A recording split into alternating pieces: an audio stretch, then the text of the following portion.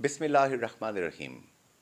ناظرین کرام، digital media پہ میں نے جنرل لودھی صاحب کا لاسٹ انٹرویو جو کیا، جنرل نعیم خالد لودھی صاحب کا، بہت لوگوں نے امریکہ، یورپ، برطانیہ جگہ جگہ اسے دیکھا اور بہت زیادہ فیڈ بیک مجھے اس کا ملا. جنرل نعیم خالد لودھی کسی تعارف کے محتاج نہیں ہیں، سیکرٹری ڈیفنس رہے، پاکستان کی انٹرم گورنمنٹ کے اندر آپ نے وزارت کو بھی دیکھا، اور سب سے اہم بات کہ پڑھے لکھے دانشور ہیں، انٹلیکچوئل ہیں اور پاکستان کے لیے درد رکھتے ہیں. جنرل لودھی صاحب، let me ask a very straight question. Post Trump world scenario جو بھی ہو سو ہو، ہمیں تو فکر ہے اپنے دیس کی. یہ ہمارے دیس میں کچھ لوگ بغلیں بجا رہے ہیں، کچھ بغلیں بجانے والوں کی کلاس لے رہے ہیں، یہ کیا ہو رہا ہے؟ جی السلام علیکم. پہلے تو بہت شکریہ کہ آپ نے میری بیجا تعریف کی. Thank you very much. اصل میں دیکھیں، بات یہ ہے کہ جو سپر پاورز ہیں وہ سپر پاورز کیوں ہیں، یہ ایک سوچنے کی بات ہے. وہ سپر پاورز اس لیے ہیں کہ وہ اپنے پالیسیز اور اپنے جو فائدہ نقصان دیکھنے کے طریقے ہیں ان کو باقاعدہ انہوں نے فارملائز کیا ہوا ہے. وہ ایسے نہیں ہوتا کہ ایک بندہ آیا اس نے دھڑا دھڑ یہ کر دیا، دوسرا ہے. ابھی آپ کو پتہ ہے کہ ٹرمپ نے ایک مختصر سی پالیسی تقریر کی ہے، اس میں بتایا کہ ہم یہ کریں گے یہ کریں گے، اور آپ نے یہ دیکھا ہوگا کہ انہوں نے زیادہ تر اپنے انٹرنل معاملات کی بات کی ہے کہ اندرونی طور پہ جو امریکہ کو ابھی مسائل درپیش ہیں ان کی بات کی ہے. ہاں یہ ضرور ہے جو انہوں نے ایک بات کا اندیا بار بار دیا ہے کہ وہ جنگوں کے حق میں نہیں ہے. تو اگر ایسا ہوا کہ یوکرین کی جنگ بند ہو گئی، یہ جو مشرق وسطیٰ میں پرابلم ہے اسرائیل حماس والا، فلسطین والا، یہ ختم ہو گیا تو پاکستان کو بھی اس کا فائدہ ہوگا. صاف ظاہر ہے جب ہمارے خطے میں اتنے قریب اتنے ٹینس باتیں ہیں تو باقی یہ ہے کہ ہم نے تو اپنے حالات بھائی خود ہی ٹھیک کرنے ہیں. ٹھیک ہے، کوئی باہر سے آپ کے حالات ٹھیک نہیں کرے گا. بلکہ میں تو یہ کہوں گا کہ باہر کے انفلوئنس کو آپ شن کریں، باہر کے انفلوئنس کو آپ کہیں کہ ہم نہیں لیتے، ہم اپنا انٹرسٹ خود دیکھیں گے. اور اگر کوئی تھوڑا بہت ان کا انفلوئنس ہے تو اس انفلوئنس کی جو وجوہات ہیں ان کو ہمیں دور کرنا چاہیے. مثال کے طور پہ اگر ہم میں کوئی کمزوری ہے، معاشی کمزوری ہے، اور کچھ لوگ جب ہماری مدد کرتے ہیں اس کے ساتھ کوئی کنڈیشنز بھی لگا دیتے ہیں جو کہ آئی ایم ایف وغیرہ ہے، اس سے ہمیں نکلنا چاہیے. کجا یہ کہ ہم یہ کہیں کہ جی وہ آ گیا تو اب ہمیں یہ فائدہ. اور میرا خیال ہے کہ یہ جس کو کہتے ہیں نا مدعی سست اور گواہ چست، کہ عمران خان خود کہہ رہا ہے کہ جی ہمیں ان کی طرف نہیں دیکھنا ہے اور ہم نے خود ہی اپنے مسائل حل کرنے ہیں. لیکن اس کے کوئی ہم ہی ایسے ہیں جو حد سے زیادہ آگے بڑھ رہے ہیں جیسے آپ کہہ رہے ہیں. تو نہ تو ان کو بغلیں بجانے کی ضرورت ہے، اور نہ ہی اس کے میں ریئیکشن میں جو لوگ بات کر رہے ہیں نہ اس کی ضرورت ہے کہ نہیں جی نہیں ہم دیکھ لیں گے کیا ہوگا. بلکہ میں کہوں گا کہ ہمارے فارن آفس نے ذرا جلدی میں ریئیکٹ کیا کہ جی ہم اندرونی معاملات میں ہم وہ کوئی مداخلت سمجھتے ہیں نہیں ہوگی. کیوں کہنے کی ضرورت ہے ایسے موقع کے اوپر؟ تو یہ دونوں طرف سے اوور ریئیکشن ہے. تو کملا دیوی ہار گئیں، انڈین اوریجن تھا ان کا، اور امریکہ کے اپنے آپٹکس ہیں. آج تک 150-200 سال کی ہسٹری میں امریکہ میں کوئی خاتون آج تک نہیں جیتیں. اور آپ نے جیسا کہ خود فرمایا جنرل لودھی صاحب کہ ٹرمپ جو ہیں وہ فوکس کر رہے ہیں اپنے انٹرنل ایشوز کو، لیکن عرب اسرائیل یہ جو اس وقت تنازع بنا ہوا ہے، آپ سمجھتے ہیں کہ پاکستان کو اس کا فائدہ ہوگا؟ لیکن ہندوستان جو آپٹکس جنریٹ کرتا ہے کہ کبھی جناب وہ امریکہ کی گود میں جا کے بیٹھ جاتا ہے، کبھی رشیا کی گود میں، اس میں ہم کہاں سٹینڈ کر رہے ہیں؟ بہرحال پہلی بات تو یہ ہے کہ ابھی امریکن ڈیپ سٹیٹ اور امریکن گورنمنٹس ابھی جو آئی ہے پہلے والی بھی اس بات کو اچھی طرح سمجھ گئے ہیں کہ ہندوستان کوئی ایسا ملک نہیں ہے جس کے اوپر آپ کوئی انحصار کر سکیں. اب کچھ تک ابھی آپ نے دیکھا کہ چائنا اور ہندوستان کے بڑے ٹینس حالات تھے، انہوں نے اپنے انٹرسٹ کے تحت وہ ٹھیک کر لیے. ابھی حالات ان کے بہتر، ان کے ساتھ ٹریڈ بھی ان کی بہت جاری ہے. تو بلکہ میں اس لحاظ سے تو تعریف کروں گا بھارت کی فارن پالیسی کی کہ وہ انڈیپینڈنٹ پالیسی رکھتے ہیں اور اپنا انٹرسٹ دیکھتے ہیں. ان کے پوائنٹ آف ویو سے بات کر رہا ہوں. تو یہ بات ابھی میرا خیال ہے امریکہ کو اچھی طرح معلوم ہے، اور پاکستان کو بھی چاہیے کہ اپنا انڈیپینڈنٹ رول رکھے. جہاں پر ہمیں ضرورت پڑتی ہے ساتھیوں کی، دوستوں کی، تو اس لیے ہمیں دوستیاں کرنی ہیں، لیکن ہمیں دیکھ بھال کے دوستی کرنی ہے کہ کون سے وہ ملک ہیں. کیونکہ دوستیاں جذباتی، ملکوں کی دوستیاں جذبات کی بنیاد پر نہیں ہوتی، وہ تو انٹرسٹ کی بنیاد پر ہوتی ہیں. اس خطے میں وہ کون سے ممالک ہیں جن کے انٹرسٹ پاکستان سے ملتے جلتے ہیں، ان کے ساتھ دوستی گہری کریں، اور بگاڑنے کی کسی کے ساتھ بھی ضرورت نہیں ہے. تو میرا خیال ہے کہ ہندوستان ایکسپوز ہو چکا ہے، نہ صرف یہ کہ اس معاملے میں جو میں نے بات کی ہے کہ وہ ریلائبل نہیں ہے، بلکہ وہ ایکسپورٹ کرتا ہے ٹیررزم کو۔ کینیڈا آپ کے سامنے ہے، پاکستان آپ کے سامنے ہے، ہمارے پاس تو کلبوشن وہ موجود ہے نا، جی، ایک ہمارے پاس تو اس کا ثبوت بھی موجود ہے۔ بلوچستان میں ہاں، کریٹ کیا۔ بلوچستان میں وہ اس کے ہمیں شواہد ملے ہیں۔ بلکہ میں تو ہمیشہ کہتا ہوں کہ ٹی ٹی پی جو ہے، بجائے اس کے کہ آپ شک کریں افغانستان کے اوپر، آپ کو صحیح جگہ پہ شک کرنا چاہیے۔ اب پتہ چل گیا ہے کہ آئی ایس کے پی اور ٹی ٹی پی کا آپس میں ملاپ ہے، اور آئی ایس کے پی افغان طالبان کی دشمن ہے۔ تو لہٰذا اب ہمیں کلیئر ہو جانا چاہیے کہ افغان طالبان نہیں کوئی ان کی مدد کر رہے ٹی ٹی پی کی، یہ را ہے، یہ ہماری دشمن ایجنسیاں ہیں، اور بھی ہو سکتی ہیں۔ تو اگر ہماری یہ کلیئرٹی آ جائے نا ذہن میں کہ کون دوست ہے کون دشمن ہے، اور انٹرسٹ کی بنیاد پر، اور کوئی بنیاد نہیں ہے۔ جنرل نعیم خالد لودھی صاحب، چونکہ آپ پڑھنے لکھنے کے بہت شوقین ہیں، کتابیں آپ پڑھتے ہیں، نئے نئے آرٹیکلس جو ہیں ان کو آپ دیکھتے رہتے ہیں، آپ کی بھی مختلف رائٹنگس جو ہیں، ڈرافٹس جو ہیں، لوگ بڑے محظوظ ہو رہے ہوتے ہیں ایکس کے اوپر، دیگر جگہوں پہ۔ فرینڈز ناٹ ماسٹرز، پاکستان کو انڈرسٹینڈ اب کرنا ہوگا کہ یہ مفادات کی دنیا ہے، یہاں پہ سمندر سے گہری اور ہمالہ سے اونچی اور شہد سے میٹھی، یہ جذباتی باتیں ضرور ہیں، لیکن جذبات سے تھوڑا نکل کے دیکھنا پڑے گا۔ اس میں تو کوئی شک و شبے کی گنجائش نہیں ہے، اور ہمارا فارن آفس میں بہت کمپیٹنٹ لوگ موجود ہیں، بڑے ٹرینڈ لوگ، وہ ہمیشہ یہی بات کرتے ہیں جو آپ کہہ رہے ہیں۔ لیکن جب ان کی بات نہیں مانی جاتی، جن کی ایکسپرٹیز ہے، فارن آفس ہی ہے، فارن ہمارے جو افیئرز کے ایکسپرٹس ہیں، انہی کی وہی یہ ساری باتیں جانتے ہیں نا۔ آپ اور ہم تو تھوڑا بہت پڑھ کے کر رہے ہیں۔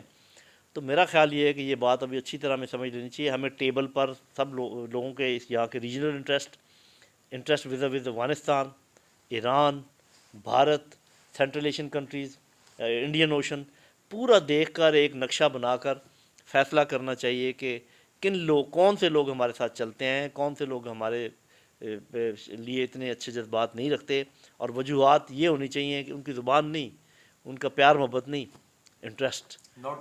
ہاں جی، تو میرا خیال ہے کہ کوئی زیادہ مشکل کام نہیں ہے۔ اچھا جنرل لودھی صاحب، چونکہ مجھے یاد آ گیا کہ جب ہندوستان نے بالا کوٹ پہ اٹیک کیا تھا، ایک پتہ نہیں کیا، وہ کوا مارنے کے لیے آئے تھے، چند درخت گرانے آئے تھے، پھر اپنے 2 جہاز گروا بیٹھے اور اپنا ایک پائلٹ بھی پکڑوا بیٹھے، تو ہندوستان جو ہے اس کے متعلق جنرل آصف غفور صاحب غالباً آئی ایس پی آر میں اس وقت تھے، تو انہوں نے کہا تھا کہ ہم نے تو ہندوستان ہی کو پڑھا ہے اور اسی کے ہم ایکسپرٹ ہیں، ہم اب جواب دیں گے اور وقت اور جگہ ہم ڈیسائیڈ کریں گے۔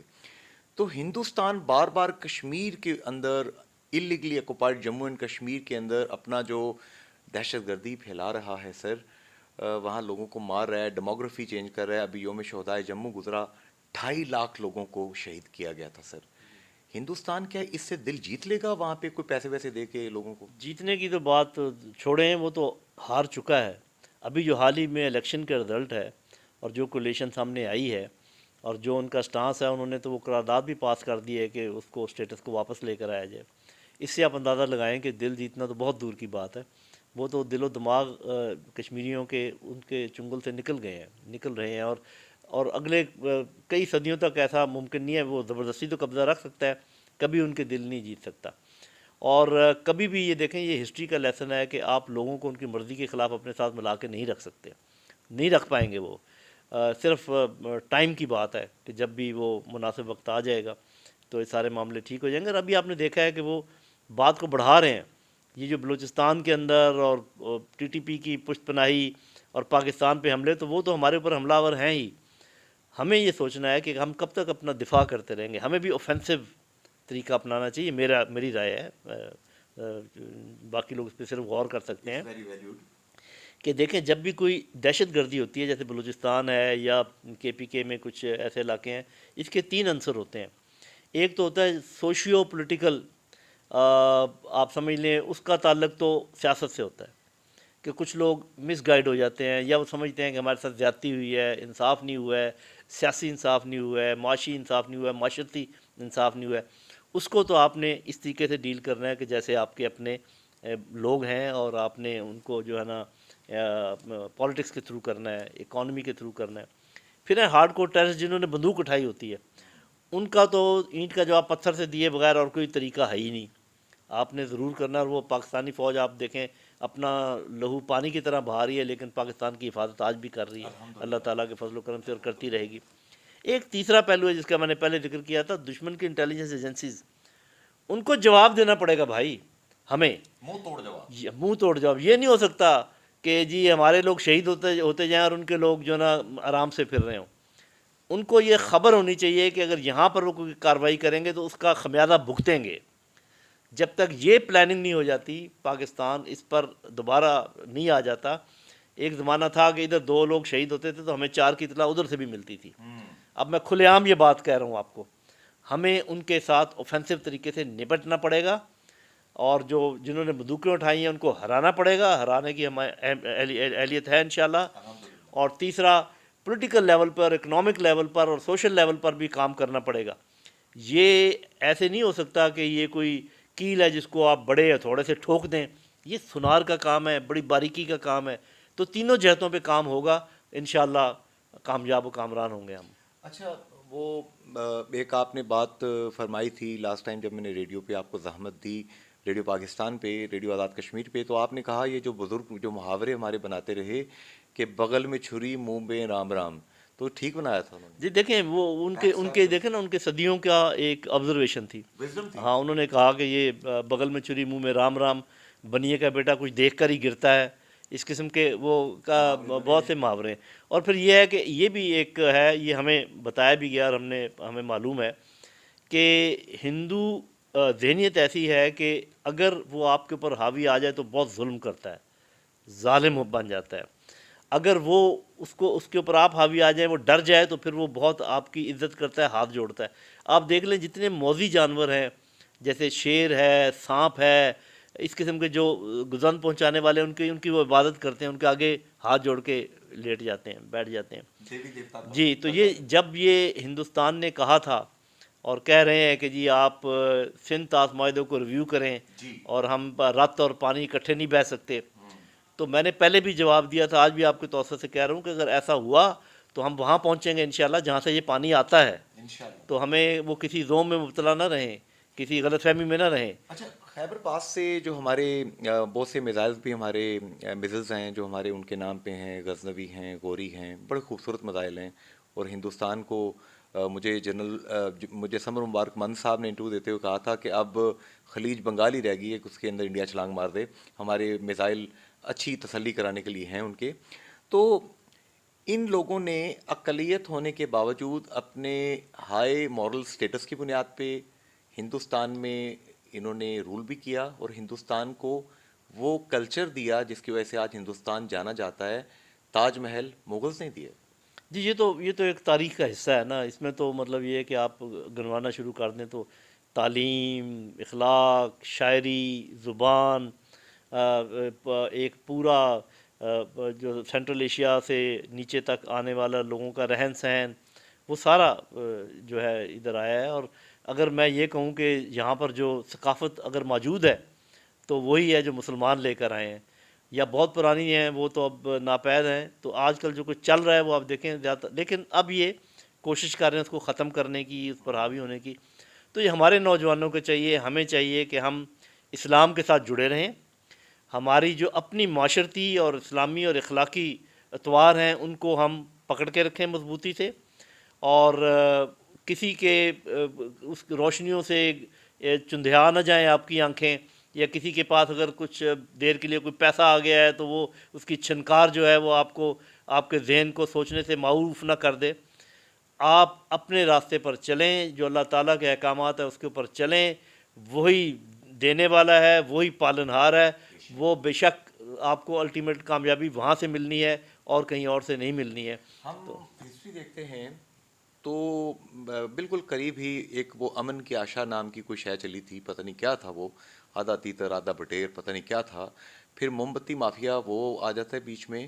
جبکہ قرآن اور سنت وَاعْتَصِمُوا بِحَبْلِ اللَّهِ وَلَا تَفَرَّقُوا، قرآن کی رسی کو پکڑیں اور سیرت کو پڑھیں، اڈاپٹ کریں. میرا خیال ہے اس کے علاوہ کوئی تیسرا راستہ نہیں ہمارے. جی بالکل. دیکھیں پہلی بات تو یہ ہے کہ پاکستان آپ نے اسی وعدے پہ لیا تھا، اور ابھی اس وعدے سے پھرنے کا ٹائم نہیں ہے. پھر کشمیری کیا کہہ رہے ہیں؟ وہ کہہ رہے ہیں کہ تیرا میرا رشتہ کیا، لا الہ الا اللہ. تو اگر آپ نے سب کو جوڑ کے رکھنا ہے، دیکھیں ادروائز تو تھوڑی بہت ثقافت میں فرق ہے نا. جو بلوچ ہیں، جو پٹھان ہیں، جو پنجابی ہیں، جو سندھی ہیں، کشمیری ہیں، بلتی ہیں، کیا چیز کامن ہے؟ لا الہ الا اللہ محمد رسول اللہ. یہ چیز کامن ہے. اس پر ہمیں ڈٹ کے رہنا چاہیے اور کسی معذرت خانہ رویے کی ضرورت نہیں. ہم یہ نہیں کہتے کہ آپ ان جیسا اسلام لے آئیں یا ان جیسا اسلام لے آئیں. ہم خود پڑھیں، ہم خود سمجھیں. ہم ایک ماڈرن اسلامی مملکت کی ہمیں داغ بیل ڈالنی چاہیے. چند ایک احکامات ہیں اللہ تعالیٰ کے، ان سے آپ بھاگ نہیں سکتے. آپ کو سود ختم کرنا پڑے گا، آپ کو قصاص کا حکم جاری کرنا پڑے گا، آپ کو وراثت کے جتنے اصول ہیں ان پر قائم ہونا پڑے گا. باقی جو بنیادی اخلاقیات، شرک سے آپ کو دور ہونا پڑے گا، زکوٰۃ اور عشر کا نظام آپ کو لانا پڑے گا. یہ 4-5 چیزیں ہیں. باقی یہ کہ سائنس میں آپ جتنا آگے جائیں، جتنی ترقی کریں. علامہ اقبال کا بھی کل ہی گزرا ہے، آپ کو پتہ ہے کہ تو ہم نے وہ اس دن کو ہمیں یہ دیکھنا چاہیے. علامہ اقبال نے 3 چیزوں پہ زور دیا تھا. انہوں نے جو فزیکل کریج اور فزیکل فورسز ہیں اس کا بھی ذکر کیا، جو انٹلیکچوئل اور مینٹل فورسز ہیں اس کا بھی ذکر کیا، اور جو روحانی فورسز ہیں اس کا بھی ذکر کیا. یہ اقبال کی خوبی ہے کہ وہ کہتا ہے کہ دنیا کے جو طور طریقے ہیں ان کو بھی اپناؤ، سائنس میں ترقی کرو، علم میں آگے بڑھو. وہ یہ بھی کہتے ہیں کہ اپنے آپ کو مضبوط بناؤ اور اپنے آپ کو طاقتور بنا کے رکھو تاکہ دشمن آپ کی طرف میلی آنکھ سے نہ دیکھ سکے. اور وہ یہ سب سے بڑھ کر یہ کہتے ہیں کہ اللہ تعالیٰ کے ساتھ اپنا لگاؤ رکھو اور اسی سے مدد مانگو. لیکن یہ باقی 2 کام ساتھ کے ساتھ کرو. یہ نہیں ہو سکتا کہ آپ کسی مسجد میں بیٹھ کے تسبیحاں جپتے رہیں اور آپ دعائیں مانگتے رہیں کہ اللہ تعالیٰ کوئی مدد کرو. جیسے بھی فلسطینیوں بھائیوں کے ساتھ جو ہو رہا ہے، بہنوں کے ساتھ اور بچوں کے ساتھ، کہ جی بہت برا ہو رہا ہے. یہ علامہ اقبال کے نہیں تھی. اچھا، آزاد کشمیر کے وزیر اعظم تھے اس وقت راجہ فاروق حیدر خان صاحب. مسلم لیگ نون سے ان کا تعلق ہے، اب بھی ہے. اور انہوں نے ایک مشترکہ اجلاس تھا، اس میں آنسوؤں کے ساتھ یہ بات کہی تھی کہ آپ ڈالر چبائیں کہ کیا مقبوضہ کشمیر کی بہنیں بیٹیاں روزانہ صبح دروازہ کھول کے دیکھتی ہیں پاکستانی قوم، پاکستانی فوج ان کی مدد کو آئی یا نہیں. یہ ایکسپیکٹیشن آخر پاکستان سے ہی کشمیریوں کی کیوں ہے؟ جی دیکھیں، پہلے تو آپ کے پروگرام میں ہمیشہ ایک جملہ کہا کرتا ہوں کہ کشمیری پاکستان کی تکمیل کی جنگ لڑ رہے ہیں اور ہم ان کے بہت شکر گزار ہیں. لیکن یہ یاد رکھنا چاہیے ہمارے حکمرانوں کو، چاہے وہ پولیٹیکل حکمران ہوں یا جو بھی، جس دل میں اللہ کا خوف نہ ہو اس دل میں دنیا کے خوف جگہ بنا لیتے ہیں. تو یہ جو لوگ دنیا سے خوف کھاتے ہیں نا کہ اگر ہم نے جہاد کا اعلان کیا، اگر ہم نے اپنے بھائیوں کے ساتھ کھڑے ہونے کا، ہمارے ساتھ یہ ہو جائے گا، وہ جب آپ نے نہیں کیا تو آپ دیکھیں. میں آپ کو چھوٹی سی مثال دیتا ہوں. جب جہاد جاری تھا مقبوضہ کشمیر میں اور یہاں کے ہمارے کشمیری بھائی ان کی مدد بھی کر رہے تھے، پاکستان اور کشمیر کے حالات اس وقت اچھے تھے یا آج اچھے ہیں جب کہ ہم بھاگے ہوئے ہیں، ہم ڈرے ہوئے ہیں، ہم سہمے ہوئے ہیں؟ یہ تو میں آپ کو بالکل واضح مثال دے رہا ہوں جو ہمارے بچے بھی سنتے ہیں. 10 سال پرانی بات ہے. 10 سال پہلے جب آپ ان کے ساتھ پنجہ آپ نے اپنا پھنسایا ہوا تھا، پنجہ آزما تھے، اس وقت آپ کے حالات بہت بہتر تھے.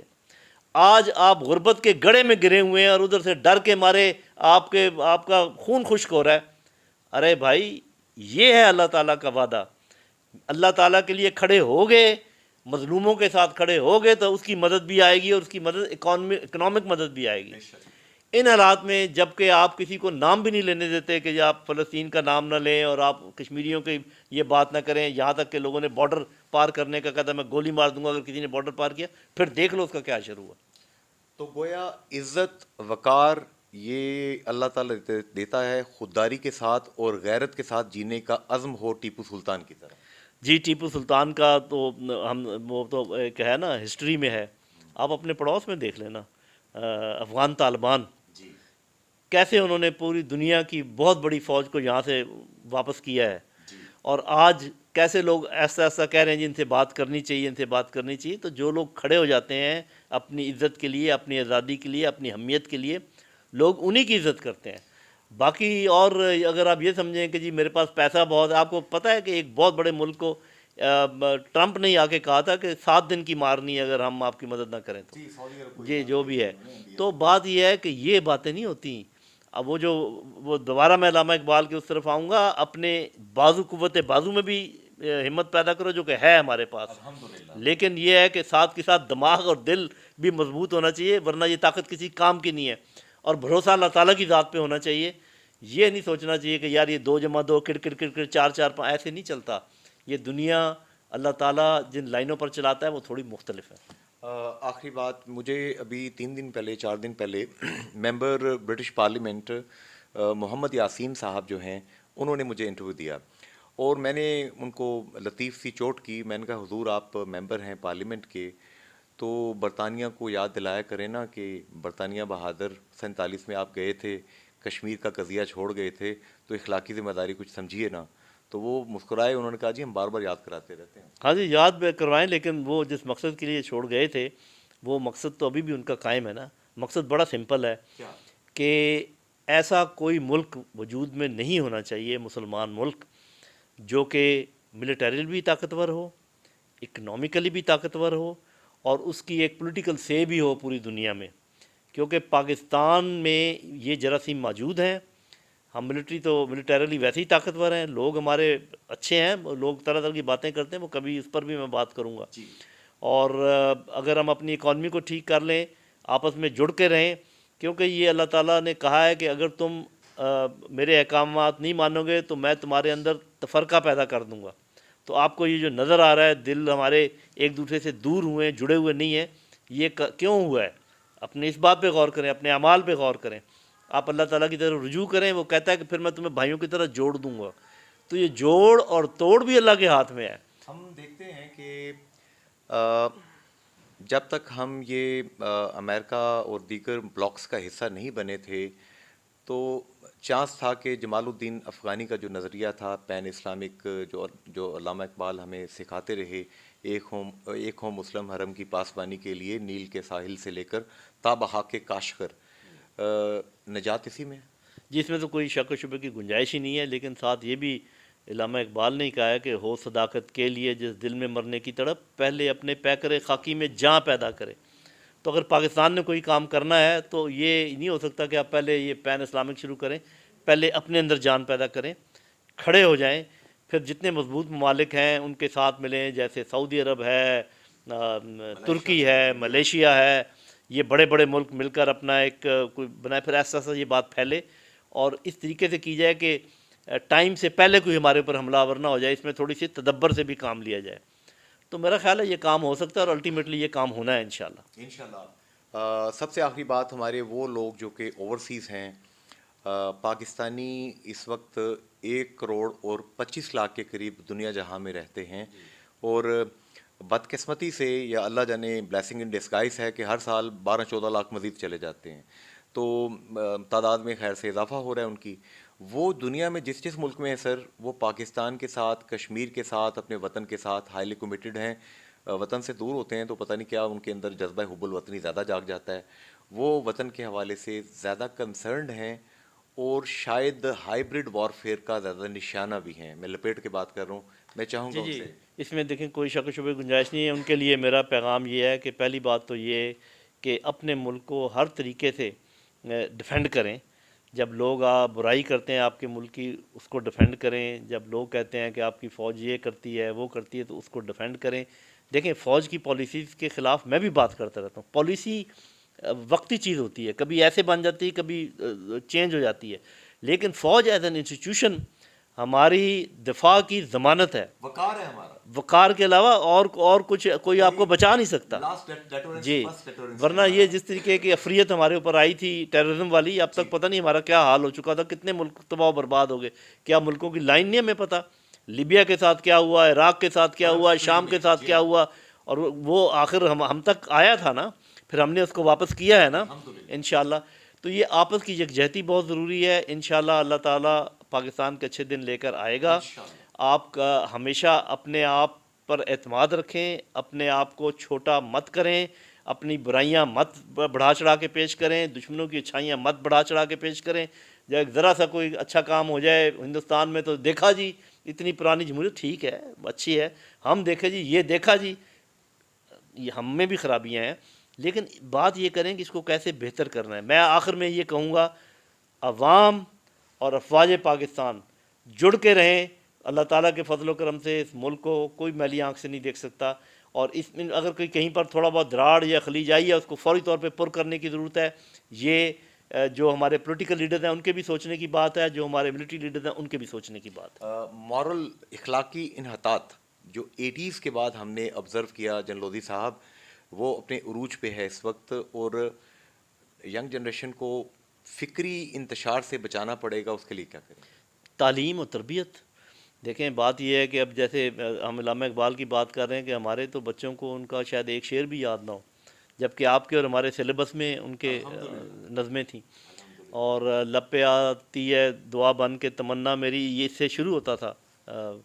تو اب یہ ہے کہ یہ چیزوں پہ اگر ہم 80-85 کی پچھلے 25-30 سال میں یہ خرابی آئی ہے، تو اگلے 15-20 سال میں یہ خرابی دور بھی ہو سکتی ہے، بشرطے کہ اس کے لیے آپ کام کرنا شروع تو کریں۔ بالکل۔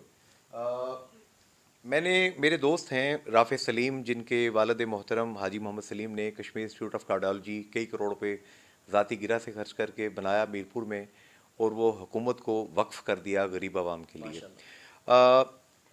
مجھے رافع ایک دفعہ کہنے لگے کہ انصاری بھائی چلو ترکی چلتے ہیں۔ میں نے کہا کیوں؟ کہنے لگے یار دنیا کا ایک واحد ملک ہے جہاں پہ ہماری بہت عزت ہے۔ میں نے کہا جی وجہ؟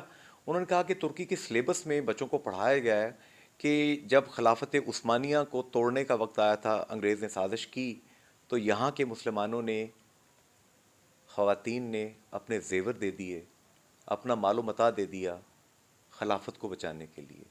ہمیں بھی بچوں کو سلیبس میں وہ سبق دینا ہوگا جو درس حریت دیتا ہے، وقار کے ساتھ جینا سکھاتا ہے۔ آئیے کوشش اپنے اپنے لیول پہ کرتے ہیں، والدین، اساتذہ، مدرسہ، مسجد، یہاں سے اختلاف نہیں، اتحاد کی اور تربیت کی بات ہو، جیسا کہ جنرل لودھی صاحب نے کہی۔ فی امان اللہ، اللہ حافظ، گڈ بائے۔